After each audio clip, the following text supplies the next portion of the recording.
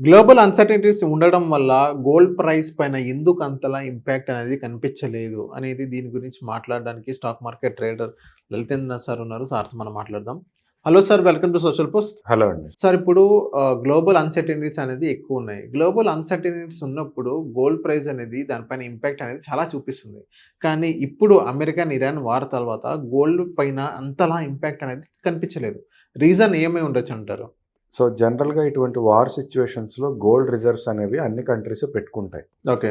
So దానివల్ల ఏంటంటే మనకి గోల్డ్ రేట్ అనేది పెరిగే అవకాశం ఉంటుంది. అయితే ఇక్కడ మనకేంటంటే ఈ పర్టిక్యులర్ ఇయర్‌లో యూఎస్ ఫెడ్ రేట్ కట్ అనేది ఈ సంవత్సరం ఎక్స్‌పెక్ట్ చేయడం లేదు. ఎందుకంటే ఈ వార్ వల్ల. యూఎస్ ఫెడ్ రేట్ కట్ గనుక ఉండుంటే గోల్డ్ రేట్ అనేది మనకి ఇంకా పెరిగి ఉండేది ఖచ్చితంగా. మొన్న ఏదైతే మనం ఒక ర్యాలీ చూసామో అటువంటి ర్యాలీ ఇంకొకటి మనం ఎక్స్‌పెక్ట్ చేసి ఉండొచ్చు ఖచ్చితంగా. అయితే ఏంటంటే ఈ వార్ ఎఫెక్ట్ వల్ల ఈ ఇయర్ ఫెడ్ రేట్ కట్ ఉండదు అనేసి ఇన్వెస్టర్స్ యొక్క భావన.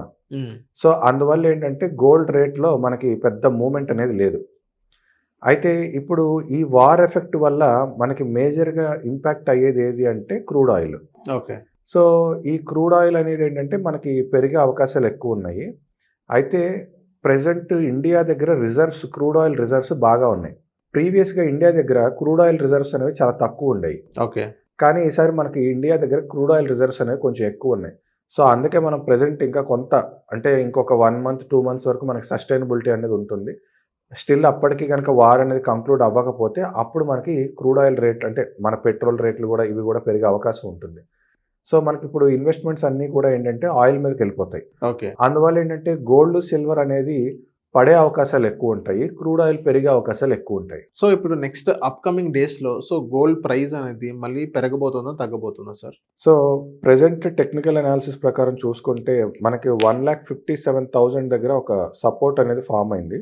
Okay. So in case next week కనుక 1,57,000 అనేది మనకి బ్రేక్ అయితే మన మార్కెట్స్ అంటే గోల్డ్ ప్రైస్ అనేది మనం 1,35,000 వరకు ఎక్స్పెక్ట్ చేయొచ్చు. 1,35,000 వరకు అంటే పడే అవకాశాలు కనిపిస్తున్నాయి. కనిపిస్తున్నాయి. 1,57,000. అయితే 1,57,000 బ్రేక్ అవ్వాలి ముందు. ఓకే. బ్రేక్ అయ్యి అది ఆ బ్రేక్అవుట్ సస్టైన్ అయితే కనుక సో మనకి 1,35,000 వరకు కూడా కనిపిస్తుంది.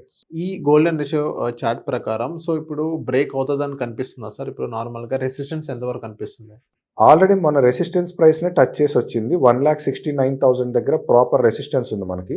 ఓకే. సో ఆ రెసిస్టెన్స్‌ని టచ్ చేసి అక్కడ సస్టైన్ అవ్వలేక మార్కెట్స్ అనేవి కిందకు వచ్చాయి. సో ఇప్పుడు ప్రెజెంట్ 1,57,000లో మనకి స్ట్రాంగ్ సపోర్ట్ అనేది ఉంది. ఈ సపోర్ట్ బ్రేక్ అయితేనే మనకి ఫర్దర్ సెల్లింగ్ అనేది వస్తుంది. 1,35,000 ఆ సపోర్ట్ 1,57,000 బ్రేక్ అయితేనే further selling. So next support మనం 1,35,000-37 దగ్గర మనం ఎక్స్పెక్ట్ చేయొచ్చు. Okay. Okay. Thank you sir మా సోషల్ పోస్ట్ వచ్చినందుకు. Thank you.